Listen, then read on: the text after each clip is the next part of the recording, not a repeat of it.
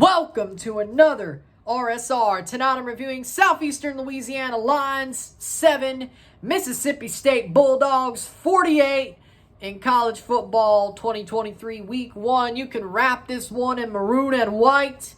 Mississippi State rolls to a big first Saturday in Stark Vegas victory. Big win. They started slow, but in the end they were rolling. They clicked. They started clicking. And there you go.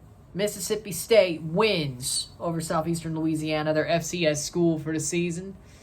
They win. They get it done. Big game played. Big game won down in Starkville. In the first quarter, the only scoring of the game, Kyle Ferry, the kicker, kicks a 47-yard field goal to take the lead, 3-0 Mississippi State.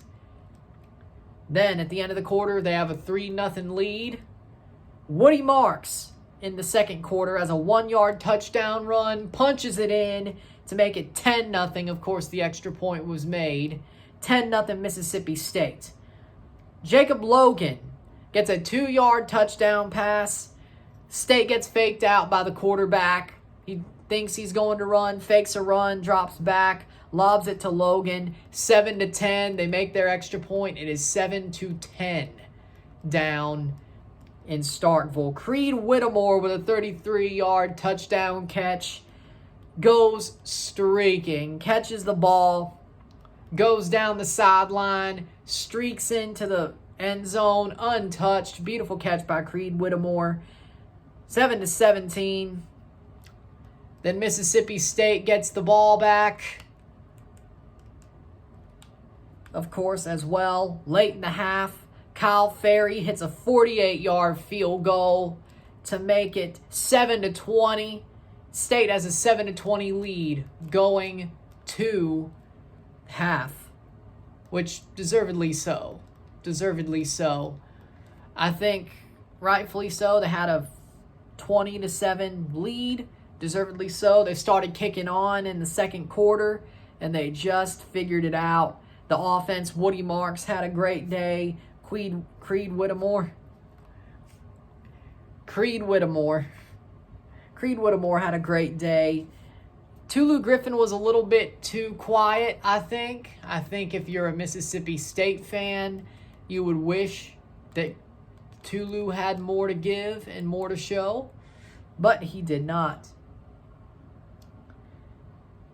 Then in the third quarter, Jaden Wally with a 5-yard touchdown catch. Catches it behind the line, runs it in to make it 7-27. That's the only scoring of the third quarter, 7-27 Mississippi State. The fourth quarter, Avery Sledge with a block punt, or catches the block punt to run it into the end zone. 7-34, and State just piles on more there. Woody Marks with a 6-yard touchdown run to make it 7-41, and Creed Whittemore with a 53-yard touchdown run, a gadget back play drawn up by Kevin Barbay, the offensive coordinator. Creed Whittemore just blows past everybody and scores another touchdown, 7-48, and that's the way it would end. The final is 7-48, Mississippi State. Mississippi State wins at home, and they win in week 1. They win about the way you would want them to if you're a State fan.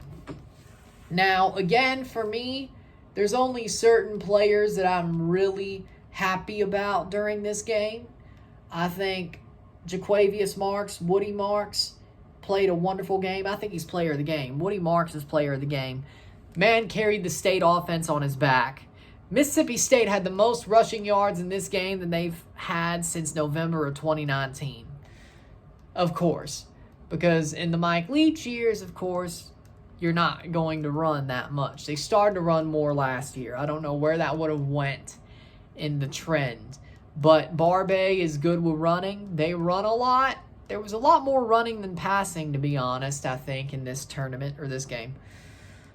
In this game. I think Kevin Barbay is more of a running guy. I think it's sort of like the olden days with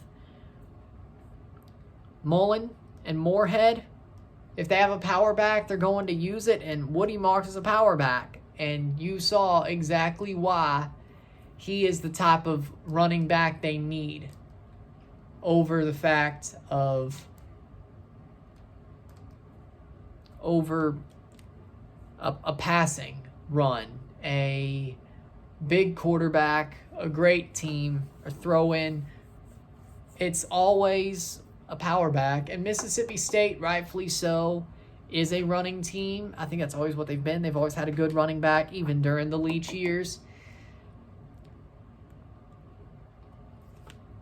It's going to be a really interesting season for the State offense. Creed Whittemore as well. Creed Whittemore shown out tonight. It was him and Woody Marks.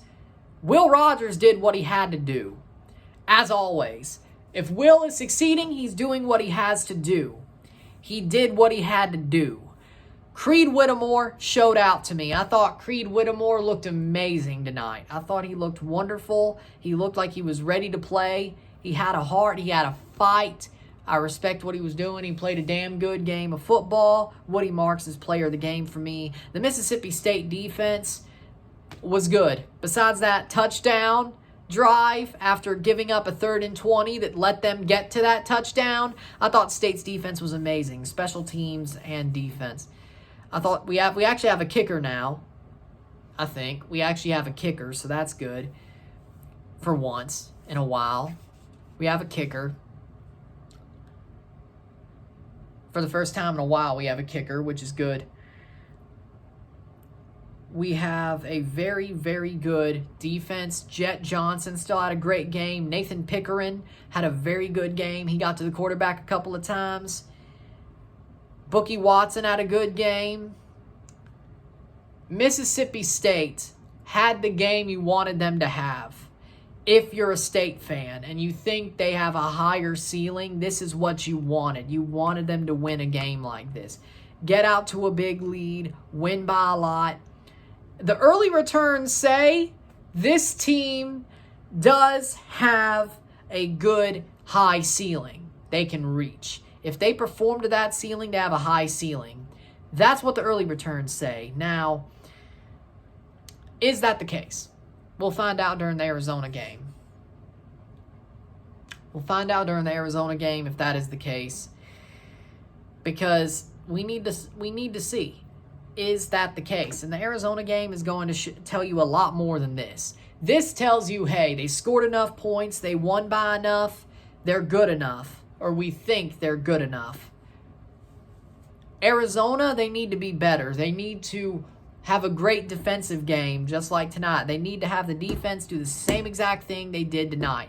They need a little bit better of an offensive performance. We need a more even offensive performance. We need more from Jaden Walley. We need more from Tulu Griffin.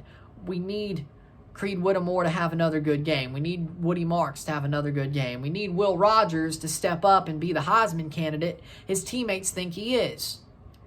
So, yes, there's a lot of pluses, but there's also, hey, this team, this could be great, but are they great? They're on the right trajectory, but they need to keep building. That's what this game shows.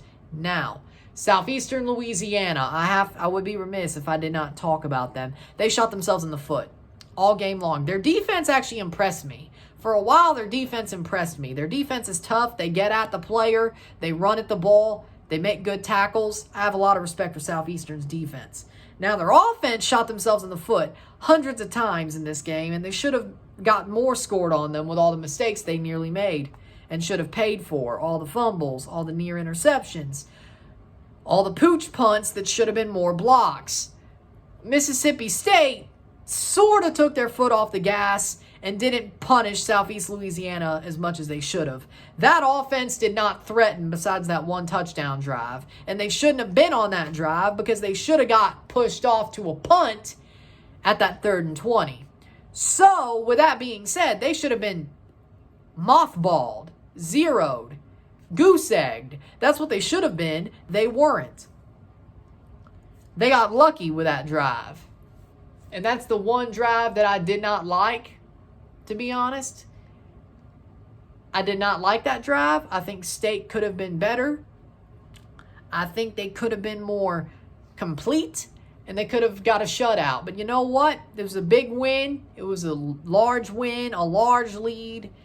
They did start clicking as the game went on. If they could keep that going, they could keep that momentum, I'm happy with it. So Mississippi State, they did what they had to do. They won. Player of the game for me is Woody Marks.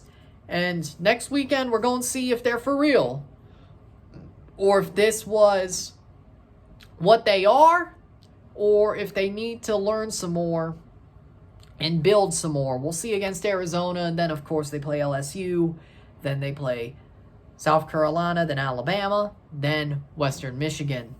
So, this is a very strong stretch. Once we get past Arizona, we get into a pretty tough stretch until we get to Western Michigan. But we play 2 of those 3 at home. So, and 3 of those 4 games, the next 4 at home, and then we play Western Michigan at home as well. So, we'll see what happens. But with that being said, if you like this video, like it, share, subscribe. You know what it is. Tell your friends. Hit that like button. Hit that subscribe button. Hit that bell notification once subscribed. Send super chats on the live streams. Comment on this video. Put us in playlist. Share with friends and family. All that great stuff. I shall see you tomorrow for a live watch along and review of a double live watch along and review of Chivas versus CF Monterrey and LAFC versus Inter Miami CF. Double live. Then I'll do the double review after the live is over for both matches. Should be interesting. So I'll see you tomorrow evening. Let's have some fun with it. Domingo Futbolero is Mexico and MLS. But 2 of the most Latino-heavy markets in MLS. So it fits the vibe of Domingo Futbolero, doesn't it? It fits the vibe. So I love it. I love it. Liga MX and LAFC versus Miami. It fits the vibe. I love it. So, see you tomorrow. I'm Ryan and I'm out. Peace.